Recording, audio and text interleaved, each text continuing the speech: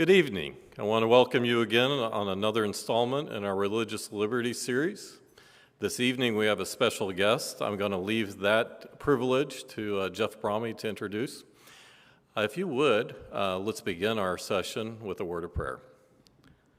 Dear Heavenly Father, we thank you again that we're alive and well. We thank you that we can come together and discuss interesting things. This will be an intriguing and thoughtful experience this evening, and we pray that you'll bless this meeting.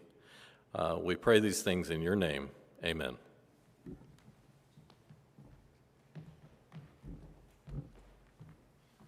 Thank you, Gary, and good evening, everybody here in the sanctuary and online. We're fortunate to have Doug Laycock as our guest tonight. You can see him on the screen, I think, already. He is a distinguished legal scholar, professor, and advocate. Throughout his career, he has written prolifically and influentially in two areas of the law, the First Amendment, particularly the religion clauses of that important amendment, and the law of remedies. He has aptly been described as a giant in both fields of study. When I attended law school years ago at the University of Texas, Doug was one of my professors.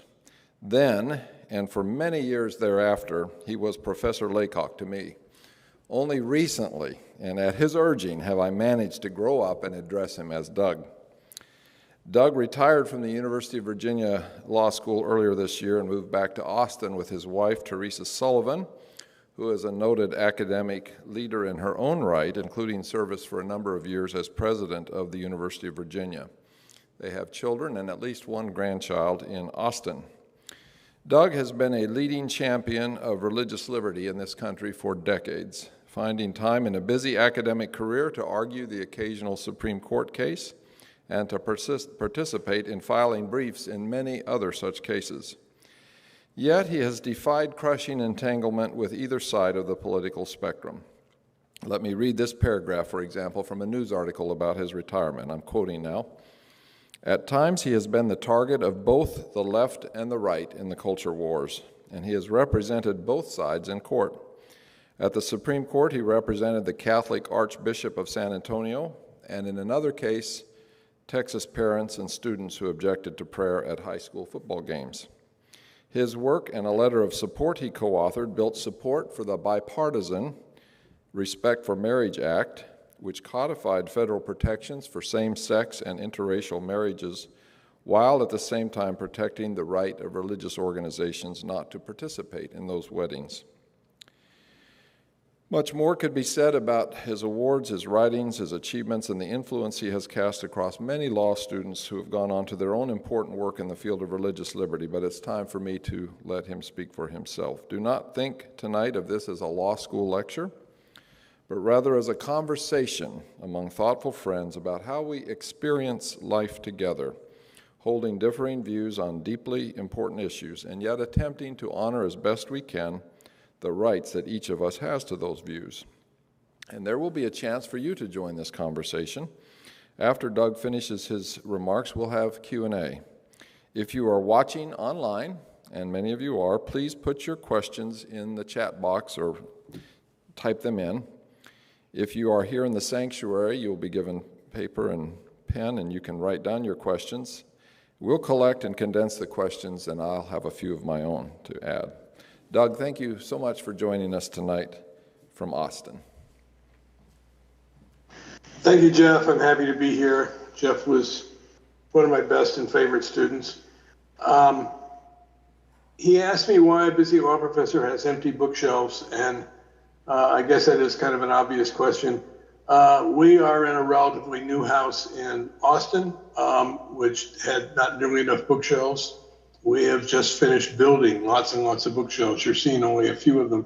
The books are still in Charlottesville. Moving is on the installment plan, but by next summer, those shelves will be full and we'll be giving away the books that didn't fit.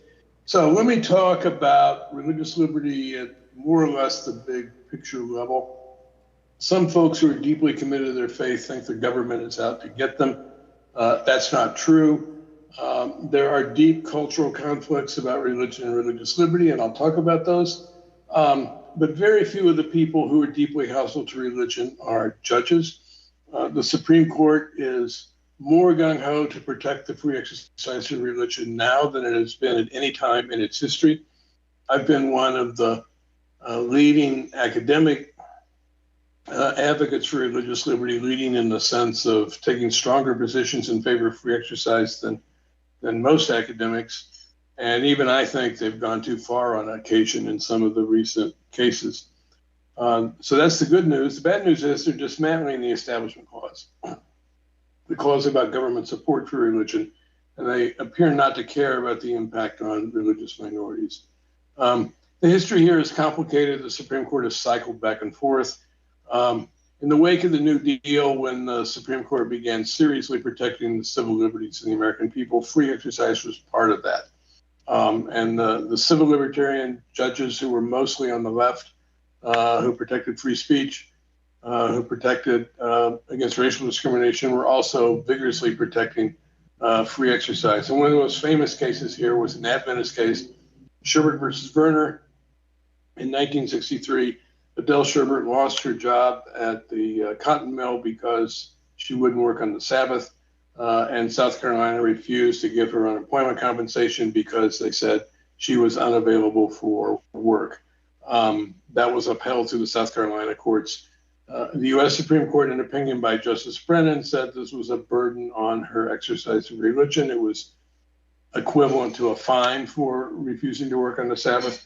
She was entitled to her unemployment compensation unless South Carolina had a compelling interest in not giving it to her, and South Carolina clearly did not. And speculation about malingering and nobody will want to work on Saturday if we do this was only speculation. They had no evidence, and none has ever emerged. The other leading case in that period was Wisconsin versus Yoder, which held that the Amish did not have to send their children to high school. They could educate them on the farm instead. Now, some conservatives thought, especially secular conservatives, thought that these cases were the worst kind of judicial activism. This is little known, but the Reagan administration hammered the free exercise clause for 8 years. They filed brief after brief in the Supreme Court, giving one theory after another for why the free exercise clause should be interpreted to protect almost nothing. That did not bear fruit while Reagan was president, but it did bear fruit in 1990 in a case called Employment Division versus Smith.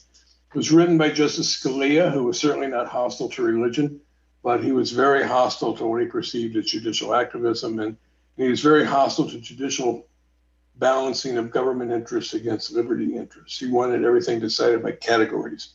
And so he said, if a law is neutral and generally applicable, you can apply it to religion, even to a worship service, which is what was at issue in that case.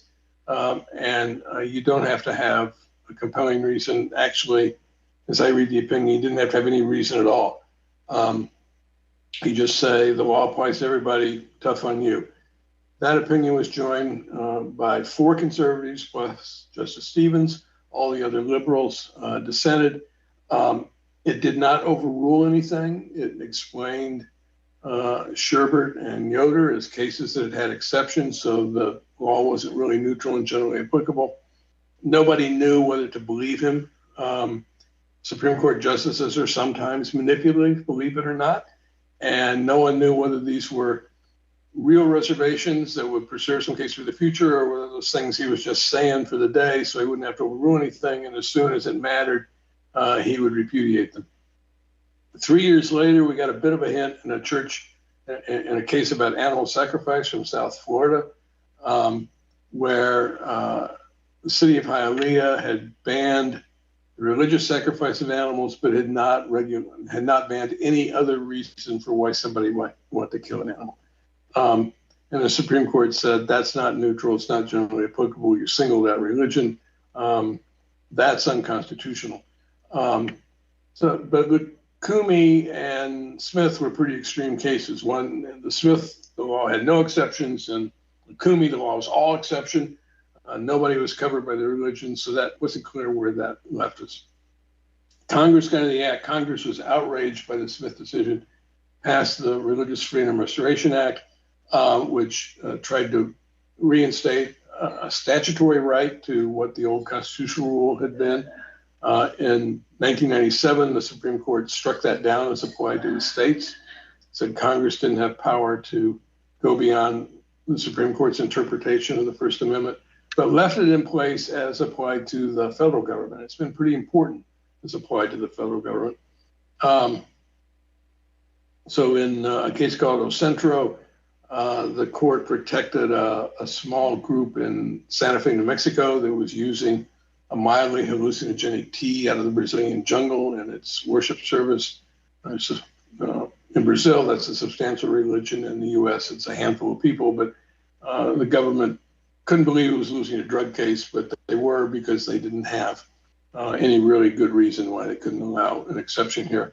And more importantly, in Hobby Lobby, in the contraception cases, the Religious Freedom Restoration Act, as applied to federal law, enabled lots of religiously conservative employers to avoid having to provide abortions, or some of them even contraception. Congress responded to the invalidation of the Religious Freedom Restoration Act and tried to pass a replacement bill under other constitutional powers. That broke down in congressional gridlock, but they were able to agree on two things, and they're kind of curious. Produced a bill called RLUIPA, the Religious Land Use and Institutionalized Persons Act. One thing it does is protect against hostile zoning. If land use regulation burdens the church, it has to be justified by compelling interests. Cities can't discriminate against churches. And the other thing it does is protect religious liberty in prisons. And that's been maybe the most successful piece of religious liberty legislation. It's been well enforced in the lower courts, and the Supreme Court has enforced the prison provisions, which the lower courts were not doing. So I mentioned that the Smith case was riddled with exceptions, and no one knew how serious Scalia was about it. And we found out in 2012. From 1990 to 2012 is a long time, and a lot had changed. And part of what had changed was the emergence of the gay rights movement and same-sex marriage, and increasingly tense conflict between conservative believers and the civil rights community. The rest of the civil rights community never forget religious liberty is a civil right. It's a very important civil right, but it's sometimes in tension with other civil rights. So I argued a case called Hosanna Tabor, which was about whether a Lutheran school that fired its religion teacher, could the religion teacher sue for discrimination? The answer in the lower courts had generally been no, that religious leaders couldn't sue their churches for discrimination. The Court of Appeals in this case agreed with that, but said a religion teacher wasn't enough of a leader. She didn't fall within the exception. Supreme Court took the case. There was part of one sentence in Smith that seemed to carve out these cases and protect them, and say, we can't interfere in disputes over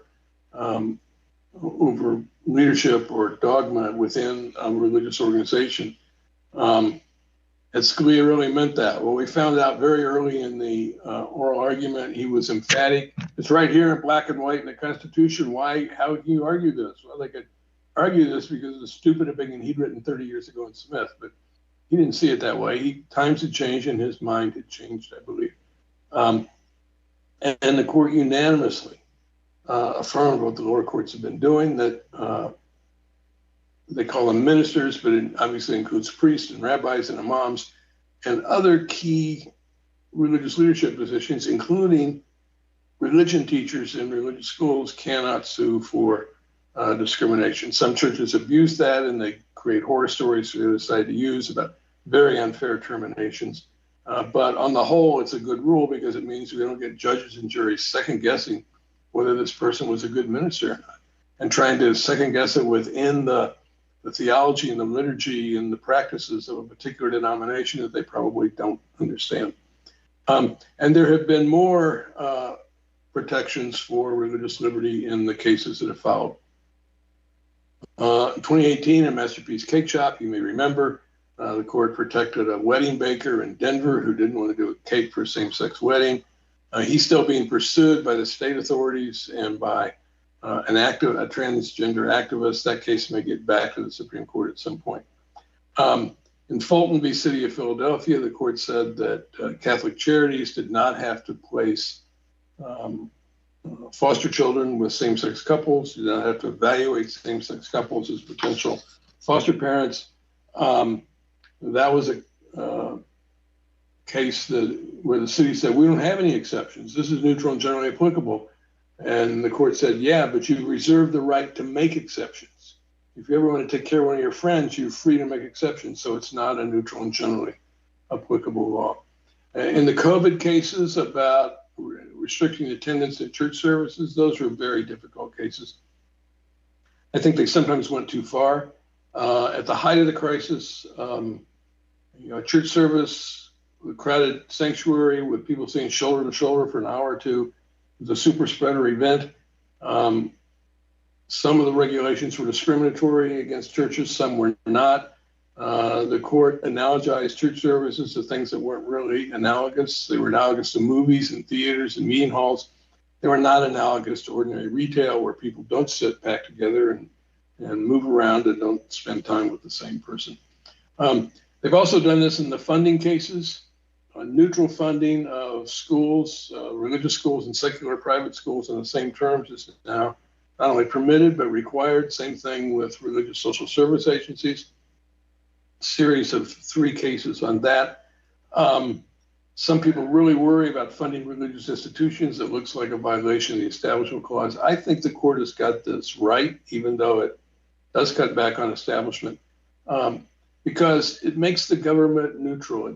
The government doesn't create incentives to become more or less religious. The government says, if we offer money for education, all we care about is that you provide the education. We don't care whether you're a religious school or a secular school. We don't care whether you're a Protestant school or a Catholic school. If you are doing what the government has offered to pay for, you are eligible for the money. There's also a line of Establishment Clause cases about government speech, and I think these are very much more troubling. I think the government should stay out of religion. It shouldn't take positions on disputed religious questions. It shouldn't encourage people to be more religious or less religious. It shouldn't say, the Adventists are right on this, or the Adventists are wrong on this. It shouldn't say Christians in general are right or wrong on this.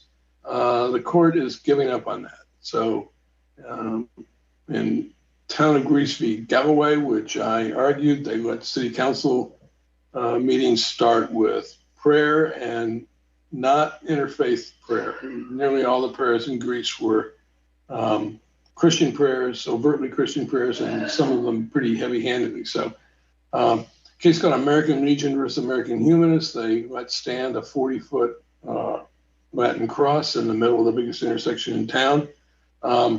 It was a memorial to war veterans. They said that made it secular, and besides, had been there for a long time and had all kinds of secondary meanings. A new cross might be different. Well, we would hope that a city putting up a new cross would get into legal trouble, but I don't have any confidence that these guys would actually do that if it arose. Fortunately, not many cities are doing it anymore. Maybe the most troubling case is a case a year ago, Kennedy versus Bremerton School District. This was the football coach who wanted to pray at midfield after the game. He said he was just praying on his own, but he had the whole team gathered around him, kneeling. He said he couldn't run them away. If they wanted to join, he could. But obviously there was social pressure to join once a few kids started doing it. And there was testimony that some kids felt coerced and didn't want to be there. The lawyer, a very prominent lawyer representing Coach Kennedy, told the court, he's just all on his own. He hasn't done anything to encourage these kids. This is essentially private prayer. It was completely inconsistent with the findings of fact in the lower courts. It's completely inconsistent with the pictures that were in Justice Sotomayor's dissent. You can look at the pictures if you want a quick view of what really happened. But the court bought it. And so they wrote this opinion that says, of course he's got free speech and free exercise rights, and he can pray on his own, ignoring what was really going on. Well, of course, conservative lawyers are spinning that for all it's worth and applying the holding to what was really going on and not to what the court said was going on. So we'll see what happens. The danger here is this might unravel the school prayer cases. The court over a period of years said no teacher-led prayer, no school-sponsored prayer in the classroom, at graduation, or over the intercom at football games. That was in 2000. If the coach can pray on his own on the field with the students gathered around, field is his classroom, why can't any other teacher pray on her own in her classroom and let the students gather around if they supposedly want to? And of course, in many communities, they would want to. But the coercive pressure on the religious minority in that situation, and the Jewish kid or the non-believing kid or the very devout kid who doesn't want to pray with these guys but wants to pray in his own way somewhere else, the coercive pressure on those people is enormous. I thought the school prayer cases were safe. I'm no longer so sure. So what about those culture wars? Well, let me say one other thing. In a series of cases, but most emphatically in this case about the football coach, the court has increasingly said our guide to the Constitution generally, and especially to the Establishment Clause, our guide is history and tradition. What have the practices of the American people actually been? Well, in the public schools, for much of the first century of their existence, the actual practice was heavy-handed Protestant religious instruction, and Catholic kids beaten or expelled for refusing to read the King James Bible. Court's not going to go back to that. It's not going to say that's okay. But they're going to have a hard time writing the opinion, trying to explain why it's not okay. They've gotten themselves into a mess here. And that's another reason why I think school prayer cases might be in jeopardy. So what about those culture wars? We have a deep moral conflict in the country, mostly over issues between culturally conservative believers and secular liberals, mostly about issues connected to sex, contraception, abortion, same-sex marriage, same-sex relationships more generally, transgender folks, also about the end of life and the right to die. I do not know, I apologize, but I just do not know the Adventist position on those issues. Most of the conflict comes from evangelicals and conservative Catholics. I do know their position on these issues. And I have to say, there is deep intolerance on both sides. There's ample blame to go around. The religious side wants to regulate all these sexual matters, which means if you start regulating somebody else's sex life, you're regulating intensely personal matters that they feel very strongly about. They want no constitutional rights to abortion, to gay rights, to transgender, maybe even contraception. Not much in the way of statutory rights either. You cannot pass a gay rights law in a red state. And on the other side, the secular side, of course, overreacts to that. If you try to regulate things that important and that personal to people, of course you're going to get a reaction. The secular side overreacts. They want to confine religious liberty to the worship service. You can believe and mumble whatever goofy things you want in there, but you can't have any impact on the larger society. And they don't want religious exemptions for anybody. They want doctors to have to do abortions and assisted suicides. They want wedding vendors to have to do same-sex weddings. They want employers to have to pay for contraception and abortion. Both sides are absolutist. Both sides want total freedom for their side and near zero freedom for the other side. We would be much better off. Both sides would be better off, and certainly the society would be better off if each side would concentrate on protecting its own liberty and stop trying to regulate the other side and take away the other side's liberty. I've pushed that idea throughout my career. I don't get many takers. The Respect for Marriage Act that Jeff mentioned is a rare success. Just as you cannot enact gay rights legislation in red states, you cannot enact religious exemptions anymore in blue states. There are some on the books that were enacted years ago before it became so polarized. They have not been repealed. That's one small good thing. But basically, one side refuses to protect the religious groups, and one set of states refuses to protect the religious groups, and one set of states refuses to protect the secular groups. Finally, let me just give you a brief note on Florida. Uh, Florida has a Religious Freedom Restoration Act, and of course it has a free exercise clause in its state constitution. Your state courts have gutted those provisions. They are essentially unenforceable. Nobody ever wins a case under them. The key case about 20 years ago is called Warner versus City of Boca Raton. It involved the Boca Raton Cemetery, where they decided they wanted all the grave markers to be flat to the ground and have no religious symbols. And this involved tearing out lots of established grave markers that were already there. So Protestant, Catholic, and Jewish plaintiffs filed a lawsuit. Former mayor of the city was one of the plaintiffs, alleging claims both under the Constitution and under the Florida Religious Freedom Restoration Act. And the state Supreme Court, I argued this case, one of the most frustrating case I've ever argued.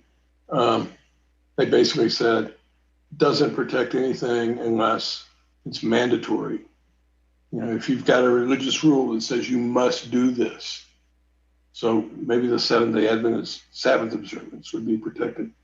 But anything that is at all optional or discretionary, or you're doing it to feel closer to God, that it's not required, none of that stuff is protected, and the grave marker is not required. I wasn't even clear that was true for some of these groups, but that was what they said. And there's a little bit in the weeds, but I'm a little bit ahead of schedule, so let me tell you this. There have been decisions like this under the federal RFRA, Federal Religious Freedom Restoration Act, in some of the lower courts, and the people working with the Florida legislature knew about it, and so they tried to draft around it, and they put in a clause in the statute that said, anything substantially motivated by religion is protected, whether or not it is mandatory in a larger system of religious belief. And the state Supreme Court said, well, yeah, we see that. Doesn't have to be mandatory, but it's not substantially burdened unless it is mandatory. Take with the left, give back with the right. It was really an outrageous opinion, but it has shut down religious liberty claims, free exercise claims in Florida. The current Florida Supreme Court may be much more sympathetic. It's more conservative. It's more Republican. Justice Kennedy was chairman of the House Subcommittee on the Constitution when RLUIPA was enacted. He was very active. He pushed that bill through. I'm sure he would be more sympathetic. But the precedent is so bad in Florida, it's hard for anyone even to file a case and try to get the issue back up there again. I don't know what's going to happen. I haven't been in touch recently, but that's what has gone on in Florida. So you got more federal protections at the moment than you do state protections. I think I'll stop there and open it up for questions. All right, thank you, Doug. Thank you so much. That was interesting and rapid fire. We need to go back and watch the tape and absorb that. We've got a chance now for you all to ask questions, pass them in, and online as well. And in the meantime, I'm going to ask some questions. Now, Doug, I gave you a list of what I might ask you, but as I was sitting there, I thought of some others, so I'm going to surprise you with one. Just a couple here. You went real quick past that Florida case, the Hialeah City case, involving the ordinance that forbade the sacrifice of animals. But you argued that case in the Supreme Court. What is it like to argue a case in front of 9 justices of the United States Supreme Court? Well, that one was a special case. It was my first case, not the first case in any court, but first case to argue in the Supreme Court. 2 weeks before the argument, I blew up my ACL playing with my kids. I showed up for my first oral argument in the Supreme Court on crutches, which isn't as bad as it sounds. They use most of the courtroom floor for seating the public, and so you're literally seated one step from the lectern. All you have to do is slide over and lean on the lectern. But still, it was exciting. And all the advice I had gotten overwhelmingly was, don't take this case up to the Supreme Court. You're just going to make bad law. Scalia's opinion, cutting way back on free exercise, was just 3 years old. a lot of people found the animal sacrifice facts disgusting. So this is a perfect vehicle for them to undo all the rest of it. I thought if that was the reaction, they would just refuse review. They wouldn't take the case. But that if we could get them focused on discrimination instead of focused on sacrifice, we could turn it around. That was the whole thrust of the brief, whole thrust of the oral argument.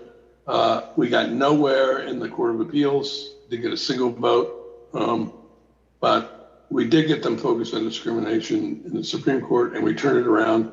We won that case 9-0. Everybody thought I was a genius. 4 years later, I lost the case about the constitutionality of the Religious Freedom Restoration Act. Nobody thought I was a genius anymore. They were right the second time. But it was an important win in Lukumi, and it gave real content to this idea that if there are exceptions, the law is not neutral and generally applicable anymore. And that became the basis after the politics of the court turned around, after they became more sympathetic to these free exercise claims. That focus on exceptions, making rules not neutral or generally applicable, became the vehicle they could use to begin reinvigorating the free exercise clause. So Lukumi was a big win. Another question out of left field for you. As I was sitting here, I was remembering, I seem to recall that you taught with or were friends with Antonin Scalia when he was at University of Chicago. Am I right about that? That's right. So did you ever feel like your friendship with Justice Scalia made a bit of difference in how he treated you in oral argument? No. I'm not sure he even remembered.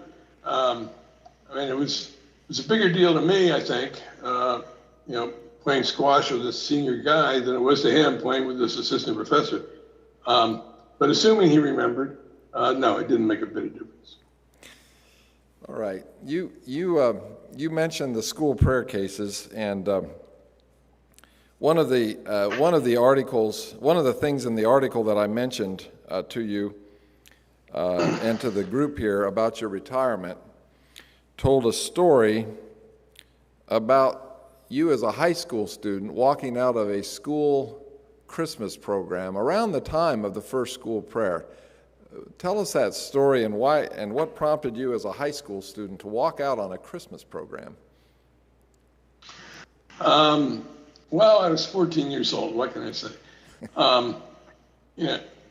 There were multiple things going on. One, of course, was the first two school prayer cases had come down in the preceding year and a half. One in 62, one in 63. Second, I was at that age. I was raised in a Methodist church. I was at that age where people start to question, and I decided there wasn't much to in any of these Christian stories. So I was in that frame of mind. And then third, I was sitting next to a kid who also had a name that started L.A., so we were often together in alphabetical order.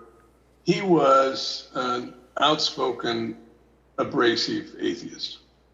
And we're sitting there together, and he says, they're reading the nativity story from Luke, and he says, why don't we just leave? And I said, okay. And we got up and walked out. That's how it happened. It wasn't premeditated. I didn't take the initiative, but I certainly didn't resist either. You didn't know then that you'd be talking years later about the school prayer cases, I suspect. I certainly did not, and I hadn't read them. I probably exaggerated them, but the assistant superintendent was not impressed with my account of the school prayer cases. He also denied that they were reading the nativity story from Luke, but I'd heard it enough times in church, I knew better. All right, do we have some questions? All right, I don't know if you can see Gary, but he is going to pose to you a question that has come in from the audience. We have a couple here. I'll start with the first one that we received.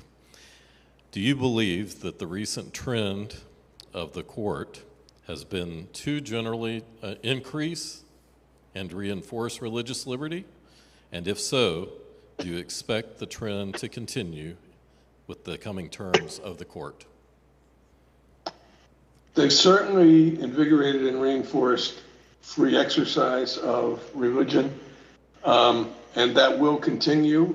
We don't know how far they'll take it, but they've got a 6-3 majority. Most of them are young and healthy. It's going to last for a long time.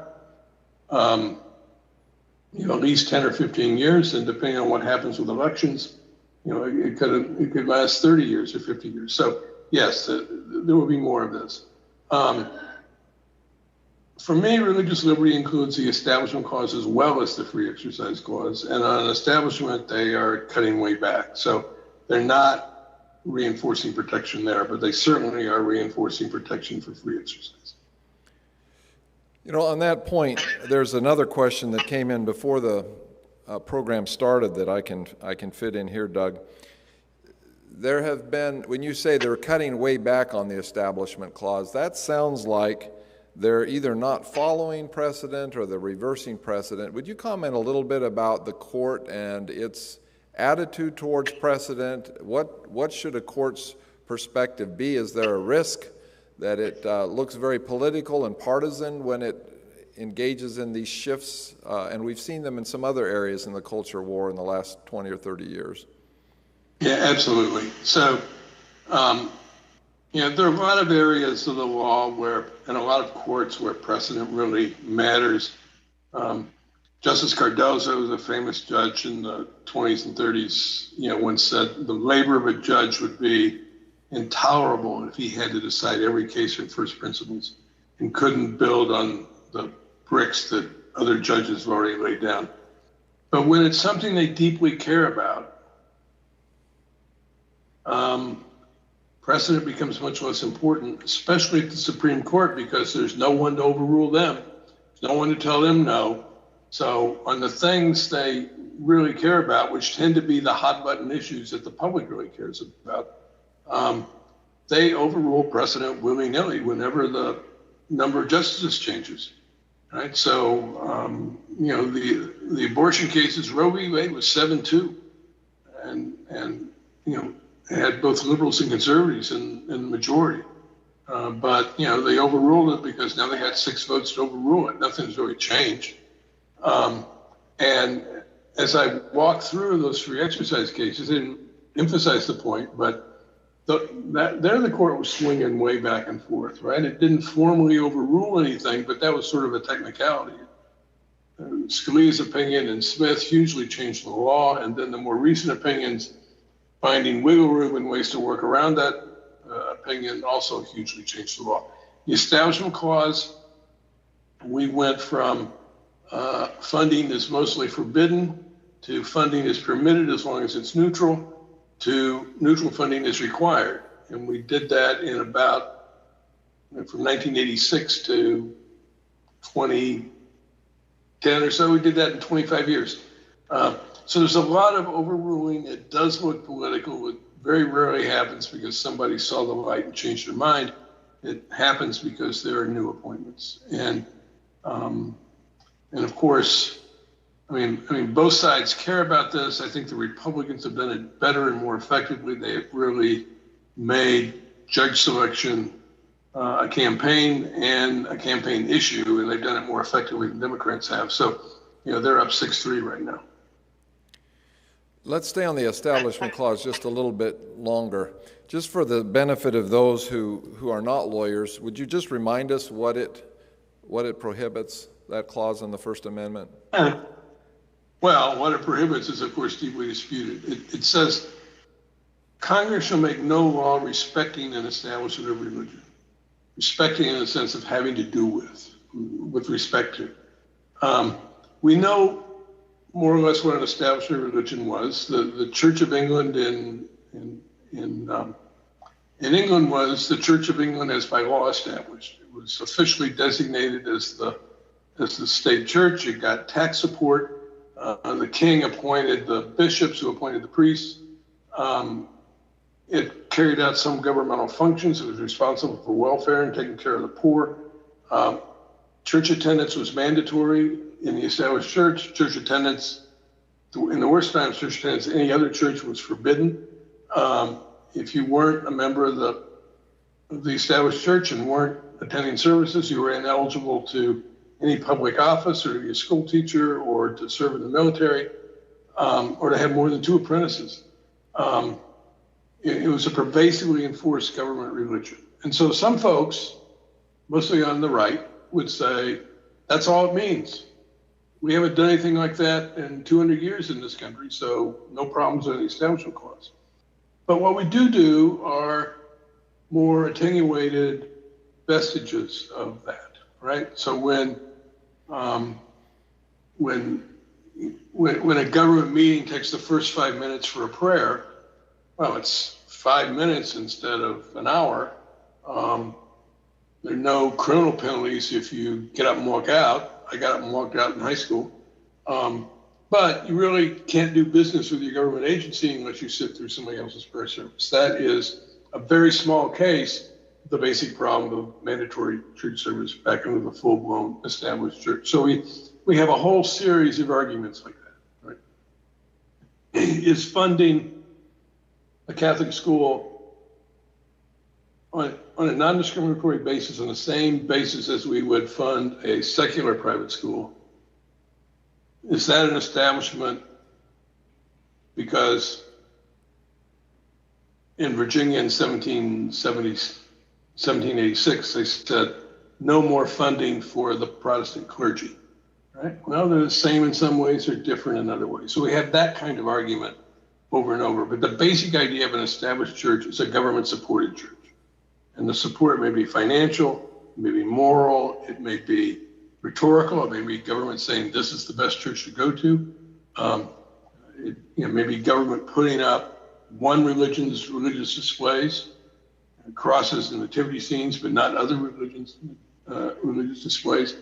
Support can happen in all sorts of ways, but that's what the argument is about with respect to the Establishment Clause. How do you feel about tax exemptions for churches? Aren't tax exemptions very valuable government subsidies? And yet we've had those for many years. How have they survived constitutional review? Well, in part they survived a base of history. They go back to the founding. Churches have always been tax exempt. In part, the court's gone back and forth on whether it's a subsidy or not. Is it a subsidy or is it just we're not taking money away from you? In part, they survive because of the problems if you go the other way, right? I mean, it's one thing to say they ought to pay their fair share of taxes like everybody else, and you envision just kind of check every year, which is what most churches would do. But inevitably, some churches wouldn't be able to pay. You would have churches auctioned off on the courthouse steps for unpaid taxes. A lot of churches do educational things, social service things that are exempt on other grounds, right? So the secular organization provides social services or runs a school, that property is exempt. If a religious organization is doing it and their school classrooms get taxed just because they're religious, that's obviously discriminatory. If they don't get taxed, then you've got to have appraisers in there mucking around inside the church deciding how much of the value in this building is in the classrooms, how much of the value is in the sanctuary. What about these rooms that are Sunday school on Sunday and classrooms the rest of the week? How do we apportion them? You get all kinds of entanglement. So the problems of trying to tax churches would be extremely difficult. And so the court has been content to say, they're just in there as part of a much broader category of tax-exempt religious, charitable, educational, scientific organizations, and that's all right. And that's less of a problem than the alternatives. Let me ask you one more follow-up question on the Establishment Clause, and then we have another question from the audience. One of the things that I think religious groups are concerned about if they accept aid from the government, even if it's permitted under the current reading of the Establishment Clause, is that the government will attach strings to that aid that would require them to behave in ways that are inconsistent with their beliefs. Would you comment on that? How great a risk is that in your judgment under existing law? That is a serious risk. That is the principal reason many separationist Christian denominations over the years opposed government aid to religious organizations. And that is the next big frontier for litigation. Now that the court has established that if you're providing some secular service, you're running a school that covers a secular curriculum, you're running a social service of some kind, you're feeding the homeless, you're treating the sick, you are entitled to government aid on neutral terms. Well, then the very next question is going to be, can the government attach strings to that? And in particular, can they attach poison pills to it so that you don't want the money after all? So we had a case from Maine maybe 3 years ago. Maine is a very rural state, and a lot of its school districts don't run high schools. They pay tuition to send their high school age kids somewhere else to go to high school. And the Supreme Court said you have to let the religious high schools in on that deal. They can take these students too and get the same tuition subsidy. So what Maine immediately did was to require that if a school that takes away students and so receives tuition money, if that school teaches a religion, it has to teach or allow the teaching of every religion and every philosophy in its school. And it cannot discriminate on the basis of sexual orientation or gender identity. So the first one of those has been struck down by a federal court. The second one, as far as I know, is still being litigated. But that's the next issue. And the Supreme Court precedent are inconsistent about that. Certainly the Philadelphia case that says Catholic Charities doesn't have to serve gay parents. And by the way, let me add, there were plenty of other agencies in Philadelphia that did serve gay parents and provide the very same service. That suggests even if you're getting money from the government, even if you're contracting, you are still protected. We have a body of law that says the government cannot attach what are called unconstitutional conditions, which are conditions that make you sacrifice a constitutional right in exchange for some government benefit. We also have lots of cases that go the other way, where the Supreme Court has said government can choose what it wants to fund, doesn't want to fund you, it doesn't have to, it can restrict your activities. They've used that against both left and right. So, they require if an agency that gets birth control money or maternal health money, prenatal care money, wants to do abortions, it has to do it in a separate facility with separate personnel, so there's no risk of any cross subsidy. They said the same thing 20 years ago about a kid in Washington State who wanted to use his state scholarship to major in theology. He had two majors. He used a scholarship for his business administration major, but the theology major had to be on a separate campus. Those two lines of cases are just irreconcilable, and I don't think we know what they're going to do. Although I think the current majority, this is just a political prediction, not a legal prediction, the current majority is going to be sympathetic to religious organizations that get regulated in this way. Okay. Gary, you got another question. Yes, this one may have fit in a little bit earlier, but nonetheless. Would you comment on the Free Exercise and Establishment Clause challenges being brought lately in the context of abortion rights cases? Sure. So, one concern is conservative believers are protected, liberal believers should also be protected. That's bedrock. You cannot discriminate on the basis of theology or denomination. And there's some understandable fear on the left that the current Supreme Court majority is going to do precisely that. But there are serious problems with these abortion rights claims, quite apart from that. So the claim has to be, my religious belief is a substantial motivation for my abortion. It's not enough to say my religion permits abortion. My religion permits all sorts of things. Right? My religion permits me to be a law professor, would permit me to be a car dealer if I wanted to be. Permits all sorts of things that aren't plausibly religious and aren't plausibly constitutionally protected. Permission is not enough. Religion has to be the motivation. Now, there are abortions that are religiously motivated. And some parts of the Jewish community, especially in the Orthodox, have a pretty well-developed teaching that if the mother's life is at risk, her life takes priority over that of the unborn child, and you have to do the abortion to protect the mother. And of course, their understanding of when the mother's life is in danger is probably a lot broader than the understanding in most of the recent red state legislation. There may be some other, that's the only really developed religious doctrine I know about. I'm sure it's not the only one, it's the one I know about. And there may be some other cases where there's a plausible claim to religious motivation. But courts, for good reason, have been suspicious of claims of religious belief that coincide too neatly with secular self-interest, right? There are all kinds of secular reasons for wanting an abortion. And if you conveniently say, oh, and by the way, my religion says so too, courts are going to take a close look at that. They did not do that with the COVID cases. They were completely incredulous about all these people who suddenly decided that vaccinations violated their religion. And I'm not sure what to make of that except to chalk it up to the left-right polarization, which has affected the judges as much as ordinary folks. But historically, I mean, all sorts of examples. So, nobody got exemptions from racial discrimination in the Deep South in the 60s because everybody would have claimed one.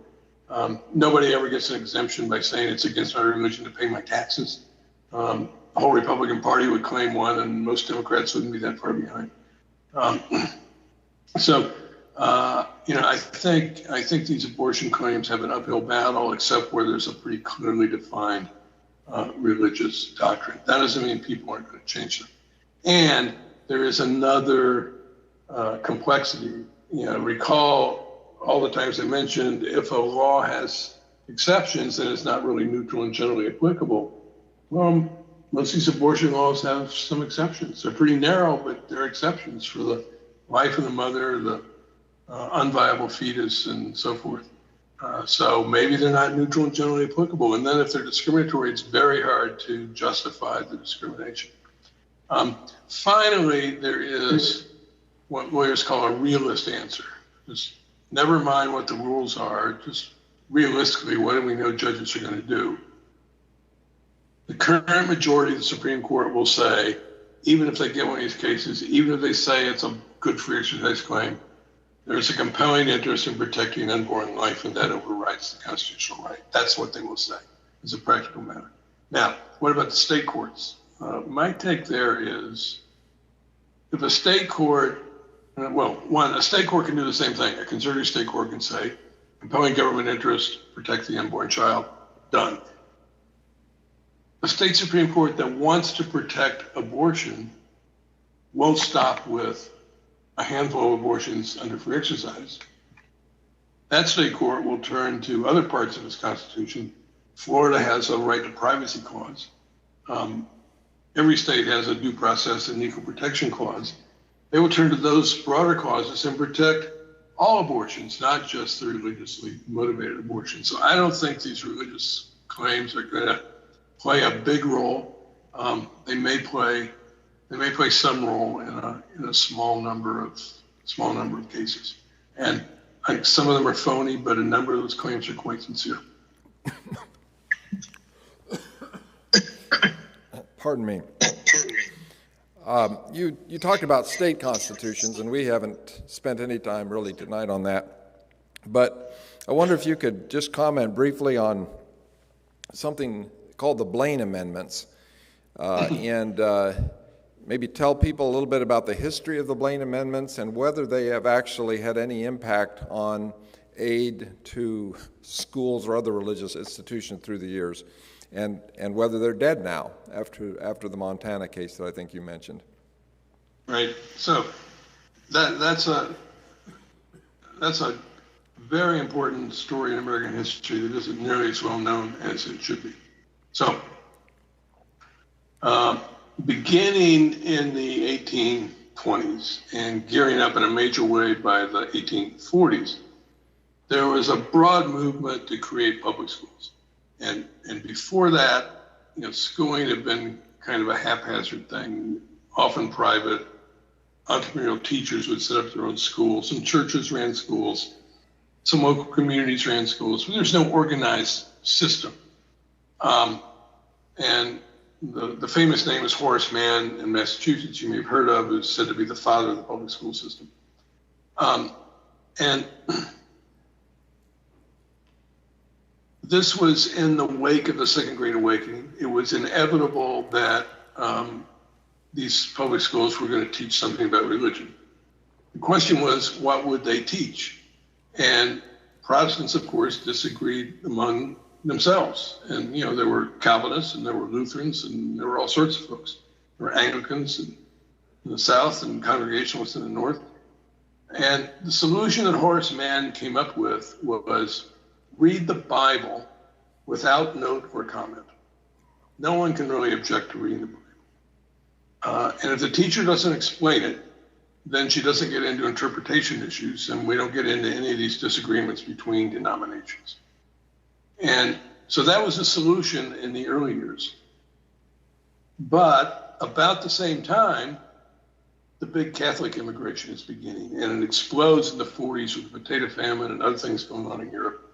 The revolutions in 1848 sent out lots of refugees, many of whom were Catholic. And reading the King James Bible without note or comment was no solution at all for Catholic kids. It's the wrong translation. Differences in translation were very deeply felt in those days. And the Catholic teaching has always been, you don't read the Bible without note or comment. It has to be understood in light of the teaching authority of the church and the tradition over the last 2 millennia. So there was a huge fight that went on for decades about the Protestant Bible and Catholic students. There were Catholic kids beaten and expelled for refusing to read the King James Bible. That was upheld in the courts.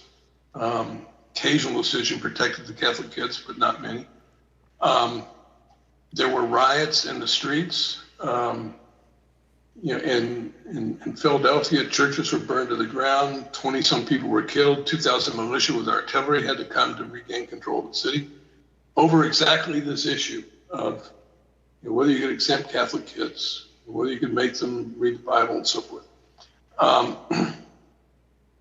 This issue kind of took a time out for the Civil War. There was something bigger going on, and then Reconstruction. But towards the end of Reconstruction, several nasty things happened. One, the easiest to understand is the North was tired of it. They had troops all over the South. There was violence in every election. In the same way that the American people got tired of the troops in Iraq and Afghanistan, the North got tired of the troops in the South. And the resistance was bitter and deep-seated and very hard to overcome. There was an economic panic in 1873, and the combination of those two things were Democrats swept the congressional elections in 74. And in those days, Democrats were the party of the South and Jim Crow and racial segregation, all of that. Republicans were supposed to be, they were the party that won the war, and they were the party that was supposed to be looking out for black folks. So it's not all going well, and they need a new issue for 76. And President Grant gives a speech about separation of church and state and not $1 for religious schools. And the anti-Catholic tone is pretty clear. He talks about superstition and ignorance. And James Blaine is the leader of the Senate who acts on this and introduces a constitutional amendment to prohibit any government money, state or federal, from going to any sectarian school. And sectarian was widely understood as a euphemism for Catholic.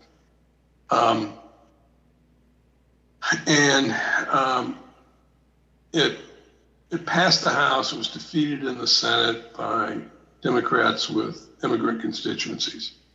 Blaine ran for president in '84. Was expected to win. Republicans have won every presidential election since the war. The eve of the election, he was introduced in New York by a Protestant minister who denounced the Democrats as the party of Romanism and rebellion. Rum because they opposed prohibition, Romanism because they had all these Catholic immigrant voters. rebellion because they've been more sympathetic to the South in the Civil War.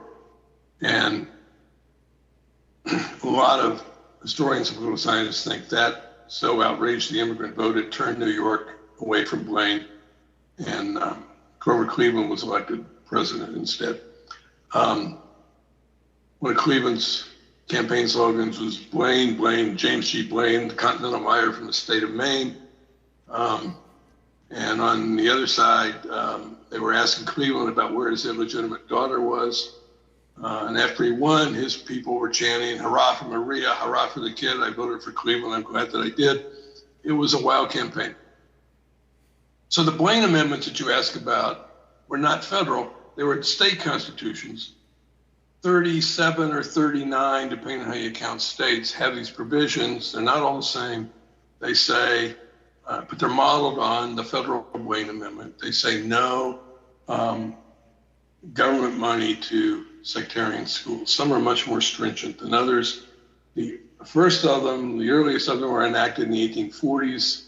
A lot of them came in the wake of the Blaine Amendment. At the federal level, Congress required the states admitted later. So, the upper Northwest, Montana, the Dakotas, Arizona, New Mexico were all required to have Blaine amendments in their constitution as a condition of admission to the Union. They could repeal them, but they sit there, right? And some people feel very strongly about them.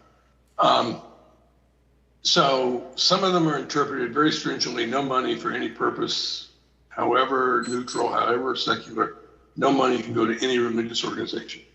Some of them, notably Ohio and Wisconsin, have been interpreted to mean pretty much what the federal Supreme Court says the Federal Establishment Clause means.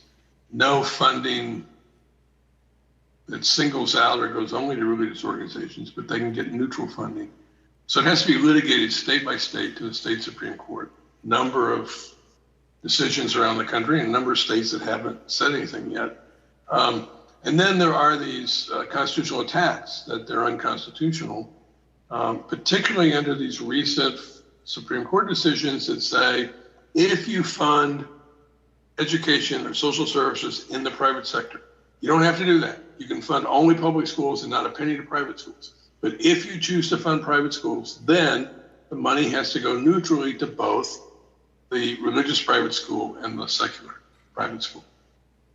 And that would seem to make the enforcement of a Blaine Amendment unconstitutional. Now, it does not mean that a state legislature has to create a program for funding private schools. And the Supreme Court's been very clear, you don't have to fund private schools, but if you do, you can't discriminate. I think that's where we are. I think the Blaine amendments that stand in the way of that are unconstitutional. But one way the Blaine amendments can stand in the way of it is they become a political argument. They become a reason why the legislature shouldn't fund private schools in the first place. Right? We're not going to do that because if we did, we'd have to fund religious schools too under federal law, and that would violate our state constitution, so we won't do it. But the political obstacle remains. For a long time, legislation to fund private schools was very limited. And it provided a little bit of money for a handful of students. And my take on why it was so limited, I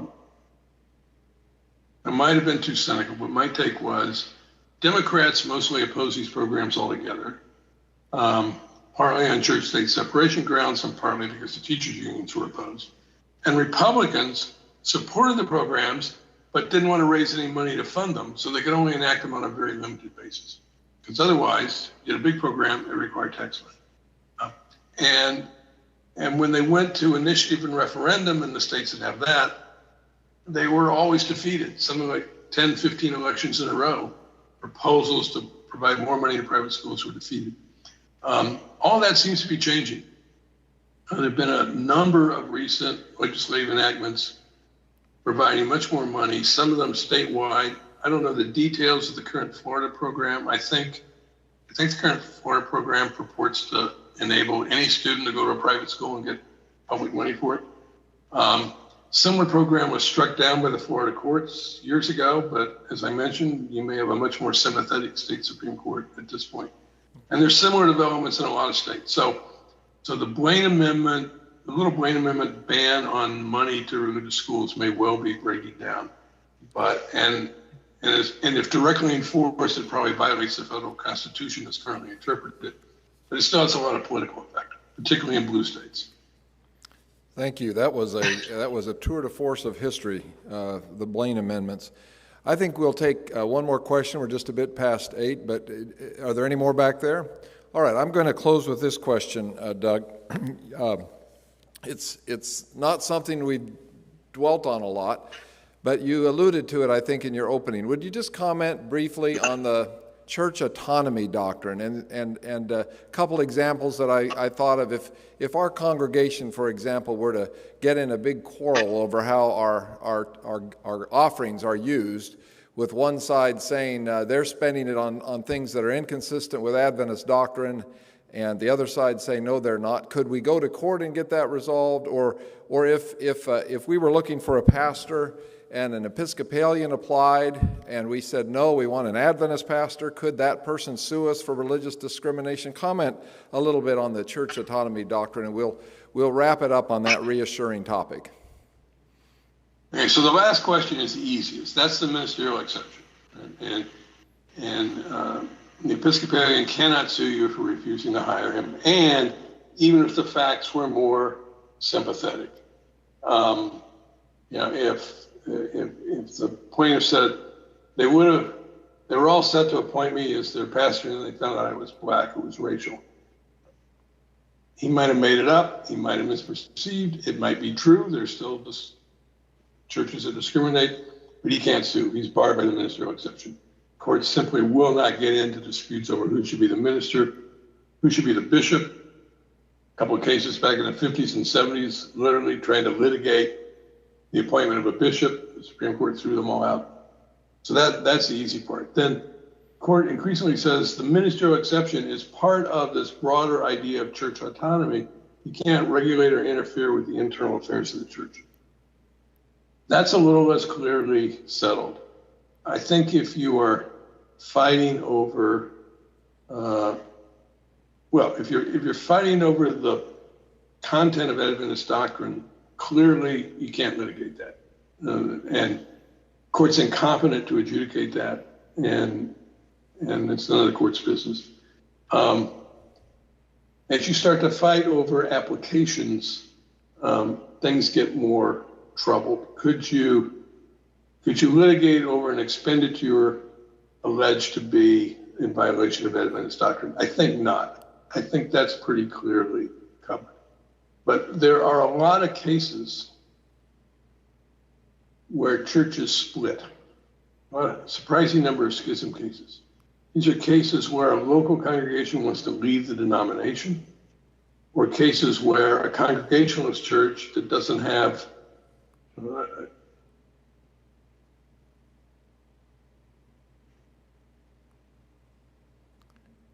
we have lost the feed.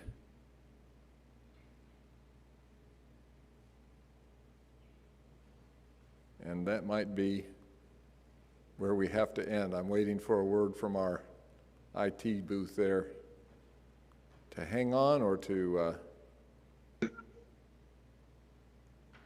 We still there? No, I'm glad you're back. We lost you just as you were saying the congregation. You were using an example like a congregational church that doesn't have and you did this with your hands, and then we lost you. And then I was gone. Okay. Doesn't have a supervising denomination, right? The highest authority in the church is the local congregation. And they break apart. Maybe it's 2-1 or maybe it's 50-50. They both claim to be the true church. Well, the court, of course, cannot decide who is the true church, but who gets the property? Someone has to decide who gets the property. And for many years, the Supreme Court said, well, what you do is you defer to the highest authority in the church that both sides recognize before they split. So in a hierarchical church or a connectional church, Presbyterial church, that would be the General Assembly or the bishop or whatever that highest authority is called. In the local church that is congregationally organized, that would be the majority just before the split. And then in 1979, the court said, well, you know, you can do it that way, but there's another way you can also do it. You can apply neutral principles of law to the church documents. Just read the deed, read the church constitution, ignore the religious parts. Can't interpret those, but you can interpret the secular parts. And that way you're not interfering, and they can provide for whatever resolution they want. It's been a disaster. First of all, they don't provide for whatever resolution they want because they never anticipate that they're going to split. Okay? And very often, new church, starting out on a financial shoestring. Joe is a railroad lawyer and he's a member of the congregation. He volunteers to do all the documents. He didn't know anything about First Amendment law. And no one wants to go out and hire a First Amendment expert who even knows that this problem exists, right? So very often what the documents say are not consistent with what church doctrine says. Second, been a huge amount of hometowning. The local judge rules for the local congregation. So the politics of this change over time, but lately the principal problem has been conservative congregations wanting to withdraw from liberal denominations. The Episcopalians tried to fix it with an amendment that hasn't worked so well. The Presbyterians tried to fix it with an amendment, an 8-year opt-out period. The 8-year opt-out period has worked better, and now everybody who didn't opt out is sort of bound by the amendment. There are lots of other variations. It's been a huge problem. One other place this comes up, fraud claims against churches.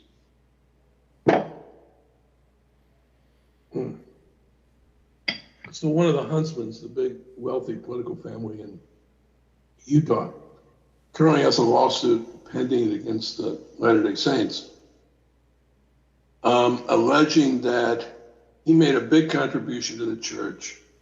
The church represented that this money would never be used for some sort of quasi-secular purpose. It would never be used for their investments, I guess. And it turns out they're using the income from his money for this forbidden purpose. Not the principal, but the income, and he thinks that's a violation of what they promised him. Well, you know, I think he should lose, but that's a hard case, right? Because you can't avow misrepresentations that are verifiable in this world that are really truly fraudulent, right? We have ministers going to jail or paying big fines every year because they took money out of the collection plate, used it for their own personal purposes, didn't report it as income. That's just stealing from the church, and it's also tax fraud. And if there's an understanding, I don't know what the LDS teaching is, and we don't want the courts to get into it, but you know, if they think there's a secular misrepresentation here without getting into teachings, then maybe he's got a claim. I think he probably doesn't. A sort of clearly barred fraud claim. There was a television evangelist in Dallas 20 years ago, inviting people to send contributions.